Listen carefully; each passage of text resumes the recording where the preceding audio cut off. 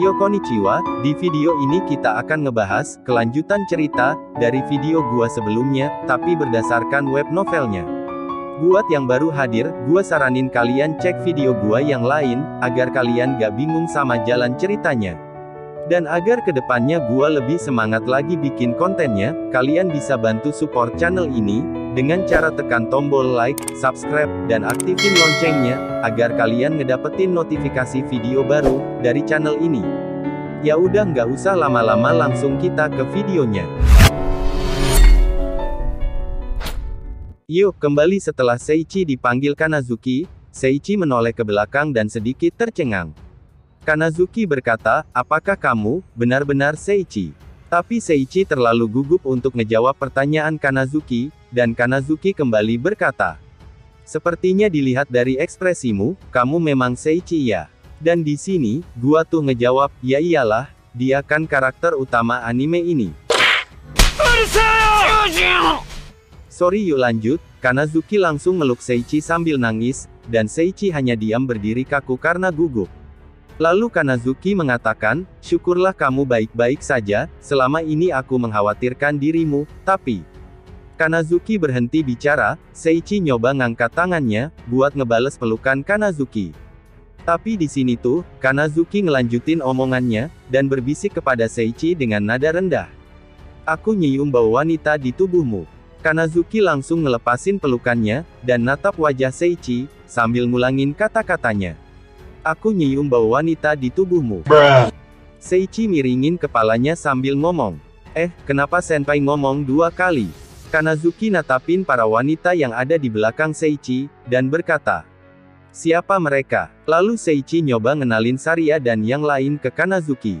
Kanazuki ngedeketin Saria dan bilang, ini aroma yang ada di tubuh Seiichi. Seiichi sejenak berpikir, kok hidung senpai jadi tajam gini? Dunia emang penuh misteri ya? Kanazuki berdiri tegak di depan Saria dan yang lain, lalu ngenalin diri. Aku Kanazuki Karen, seseorang yang udah lama bersama Seiichi, aku adalah teman masa kecilnya Seiichi, jadi kalian tuh siapa? Dan seperti biasa, Saria tuh ngejawab dengan senyum manisnya, dan makek wajah nggak bersalah, aku Saria, istrinya Seiichi, Chie yang lagi jadi rebutan. Kayaknya di animenya, setelah Kanazuki denger ini, bakalan ada adegan Kanazuki nyemprotin darah. Dan Kanazuki lalu ngomong, Nei Seiichi, kayaknya aku salah denger ya. Lalu Seiichi tuh ngejawab, sebenarnya yang Saria omongin itu benar. Dan setelah dengerin Seiichi, Kanazuki tuh nyemburin darah lagi. Seiichi-kun, apakah itu berarti, kamu, dalam hubungan yang lebih dari sekedar cinta padanya? Seiichi jawab, iya itu benar sekali. Kanazuki tanya lagi, apakah kalian berdua ciuman? Seiichi ngejawab, iya, kami sudah melakukannya. Kanazuki bergumam, harusnya aku yang merampok bibir itu. Anjir kok ngeri banget percakapannya, untung aja gua pakai suara program, gak kebayang kalau gua lagi ngocehin bibir lalu emak gue lewat.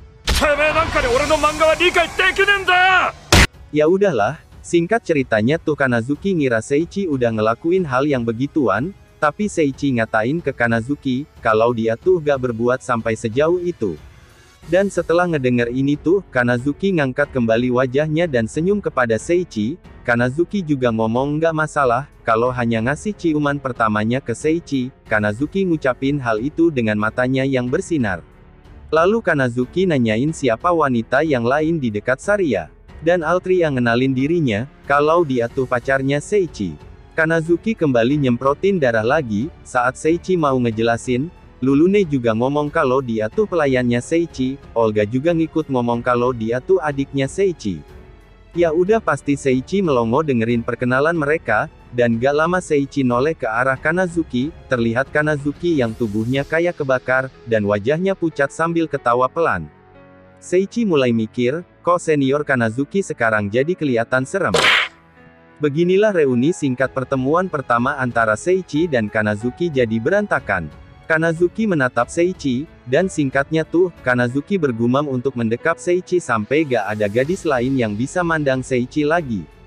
Seiichi berpikir agar ada seorang penjaga atau siapapun yang bisa nyelamatin Seiichi dari pandangan mengerikan Kanazuki.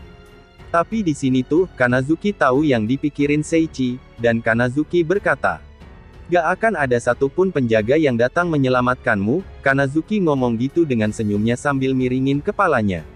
Kemudian Altria berjalan di tengah Seiichi dan Kanazuki, menyuruh agar saat ini Kanazuki untuk menjauh dari Seiichi. Sementara Kanazuki dan Altria terlihat membara ngerebutin Seiichi, Beatrice datang ngingetin untuk makan siang dulu. Mereka pun berhenti dan melanjutkan makan siang di meja yang sama. Dan Altria kembali menanyakan kepada Kanazuki, apa yang dia maksud dengan teman masa kecil. Dan Kanazuki memberi penjelasan, seperti yang sudah kamu dengar, kami berasal dari dunia lain dan dikirim ke dunia ini, sebagai seorang pahlawan. Mendengar hal ini Altria dan Beatrice benar-benar terkejut. Tapi Seiichi memberi penjelasan, memang benar, aku dan senior Kanazuki berasal dari dunia lain, tapi aku agak menolak untuk disebut sebagai pahlawan. Aku mungkin ada di dunia ini sebagai bentuk pengecualian, makanya aku tuh nggak ada di antara para pahlawan di kerajaan Kaiser. Ini tuh karena, aku agak ditindas di duniaku, ketika transisi dimulai, sihir pemanggilan tak dapat mengenaliku, sebagai salah satu dari mereka.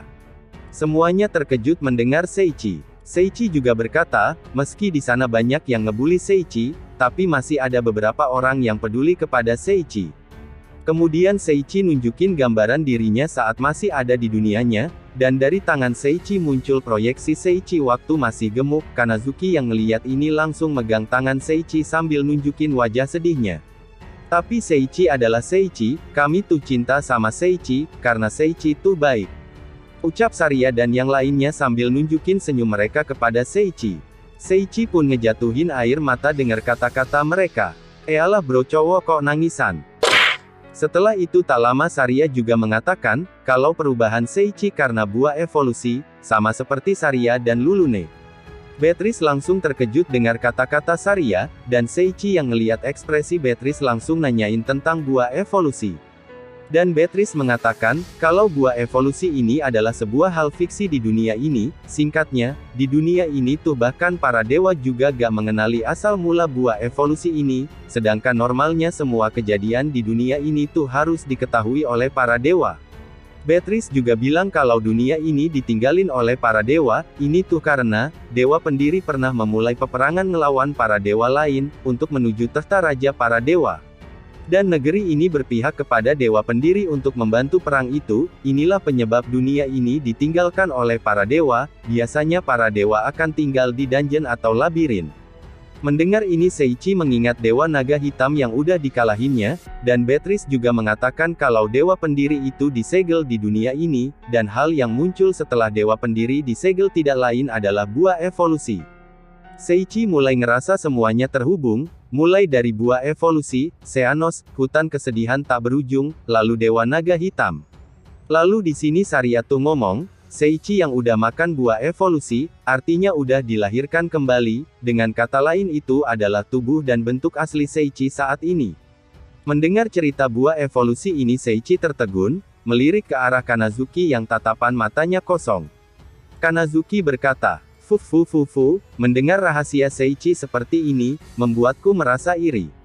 Seiichi hanya membalas senyum, sambil nanyai keadaan Souta dan yang lain, lalu ekspresi Kanazuki langsung berubah menjadi serius, dan berkata kalau parti pahlawan sekarang sudah menjadi musuh bagi akademi ini.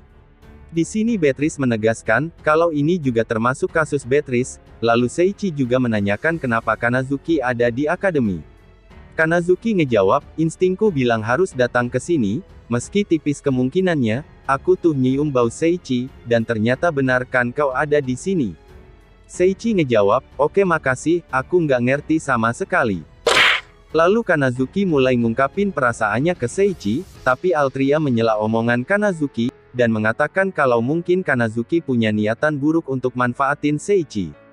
Kanazuki pun menjawab, kalau dirinya sangat peduli kepada Seiichi, Seiichi adalah satu-satunya yang dia inginkan, bahkan jika Seiichi menginginkan sesuatu, maka aku akan melakukan apapun untuknya.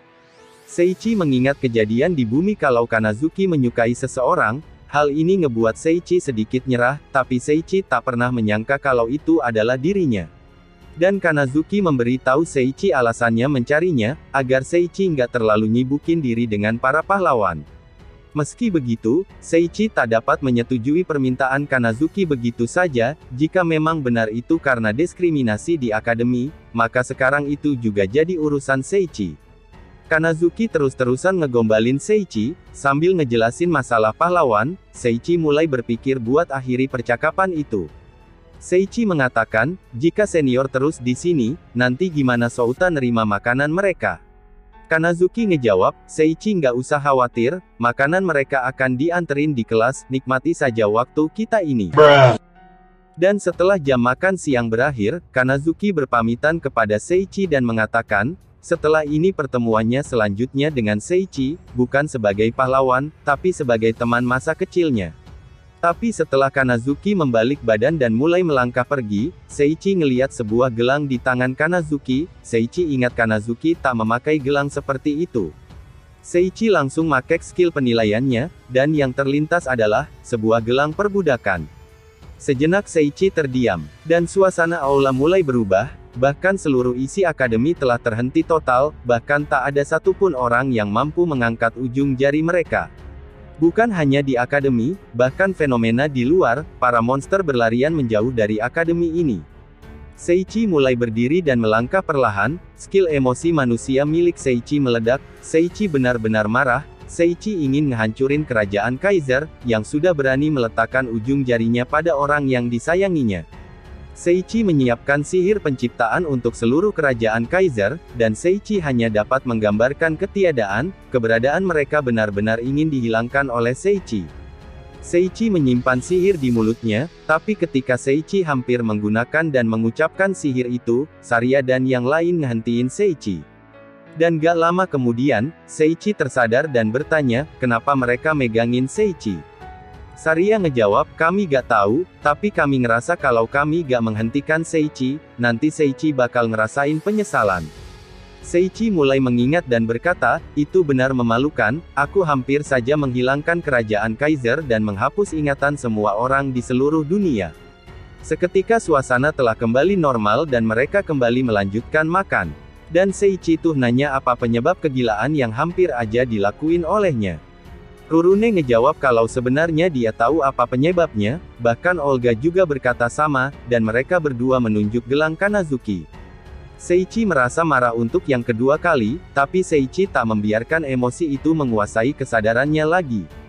Setelah itu Seiichi berjalan menuju Kanazuki dan memanggilnya, tapi ngeliat kondisi Kanazuki ngeluarin keringat, dan Seiichi ngeliat sekitarnya semua orang tergeletak di lantai dan meja.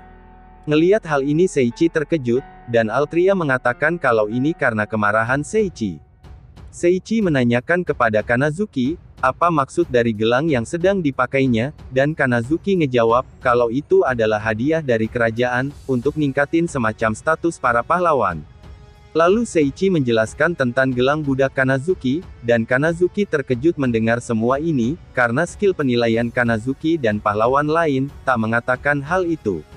Lalu Seiichi mengatakan, dirinya telah mendapati skill penilaian tingkat atas, yang melebihi dari milik pahlawan. Lalu saat Seiichi mau ngelepasin gelang budak itu, Kanazuki minta agar tak merusak gelangnya. Seiichi menggunakan sihir Lincoln lagi, tapi dengan pikiran agar tak merusaknya, dan itu berhasil. Karena akan terlihat aneh, jika sampai Kanazuki kembali tanpa gelang budak, jadi Kanazuki ngambil kembali gelang itu untuk nyuruh Seiichi buat makein lagi gelangnya. Dan ketika Seiichi udah masang gelangnya di tangan Kanazuki, lalu Kanazuki mengatakan, Kufu, sekarang aku adalah milikmu. Seiichi terbatuk sekali, lalu mengatakan perintahnya, agar Kanazuki lebih memprioritaskan keselamatannya daripada yang lain, lalu Kanazuki pergi dengan senyuman ninggalin Seiichi. Singkat cerita di sisi lain dalam unit divisi Raja Iblis, semua kaptennya merasakan ancaman dari energi yang telah dilepaskan oleh Seiichi saat marah tadi, bahkan salah satu dari mereka pingsan tak sadarkan diri. Kembali di sisi Seiichi, saat ini sedang kembali berada di arena pertarungan untuk ngelawan Saria dan Rurune, dan untuk menuhin keinginan Saria. Beatrice memulai aba-aba dimulai, dan mereka pun memulai pertarungannya. Lalu Saria berubah, tapi ini tuh. Saria berubah jadi gorila hanya wajahnya doang. Seiichi mulai masang ekspresi konyolnya ngeliat perubahan Saria, kepala gorila dengan tubuh gadis seksi. Saria bergerak cepat nggak terlihat, tiba-tiba di depan Seiichi dengan tinjunya, tapi Seiichi yang saat ini dapat menghindarinya. Seiichi ngeliat ke arah Lulune, dan Lulune tiba-tiba di depan Seiichi siap memberi tendangan. Seiichi yang gak ngira kalau kecepatan Lulune lebih tinggi dari Saria, tapi Seiichi meraih kakinya dan membalik tubuh Lulune ke lantai, hingga Lulune terjatuh. Tapi di saat Seiichi ngeliat rok Lulune, di ujung pedang Seiichi ada Saria melancarkan pukulan bertubi-tubi, dan menghasilkan gelombang kejut besar setiap pukulannya dilepaskan. Memang Seiichi dapat menghindarinya, tapi stadion jadi compang camping saat ini. Meski begitu, saat Seiichi menoleh ke arah Beatrice dan para murid terdiam kaku ngeliat pertarungannya. Tapi di sini tuh, Seiichi juga ngeliat Beatrice bergumam, dan isinya tuh adalah, berapa banyak biaya perbaikan stadium ini nanti? Seiichi langsung menghentikan Saria, dan Saria berhenti sambil miringin kepalanya, tapi cuma bentar, Saria ngelanjutin lagi pukulannya. Tapi di saat itulah Seiichi membangkitkan indera keenamnya dan menghindari semua serangan Saria dan Lulune tanpa sadar. Seiichi menangkap pukulan dan tendangan dari Saria dan Lulune, kemudian Seiichi memutar mereka bersamaan, tanpa sadar saat Seiichi ngeliat sekelilingnya, Seiichi tuh berputar sangat cepat, bahkan ngebuat tanah sampai melayang. Seiichi menghentikan putarannya perlahan, Saria dan Lulune terjatuh karena pusing. Nah di sini tuh, Seiichi seneng karena akhirnya bisa ngalahin Saria. Pemenangnya adalah Seiichi, ucap Beatrice. Seiichi berteriak kesenangan, sambil membalik badannya menghadap Beatrice, Altri, dan siswa lainnya. Seiichi langsung sujud minta maaf, ngeliat Altria, Beatrice, dan para siswa penampilannya berantakan penuh debu. Cerita berakhir. Kita akan lanjutin ceritanya, di video gua berikutnya. Makasih banyak buat yang udah support channel ini, dan udah mau nonton video ini. Jangan lupa buat ninggalin like dan subscribe-nya, agar kedepannya gua lebih semangat bikin konten yang lebih baik lagi. Jika kalian punya kata-kata, kritik, ataupun saran kalian boleh tulis di kolom komentar. Dan jika ada salah kata dalam pembahasan, mohon dimaafin. Semoga video ini bisa ngehibur kalian, walaupun hanya dikit. Saya Ragil Gaming, pamit nidurin diri. Dan, biarin Diablo yang nutup videonya. 久しぶりの現世です。せいぜい楽しむとしましょうか。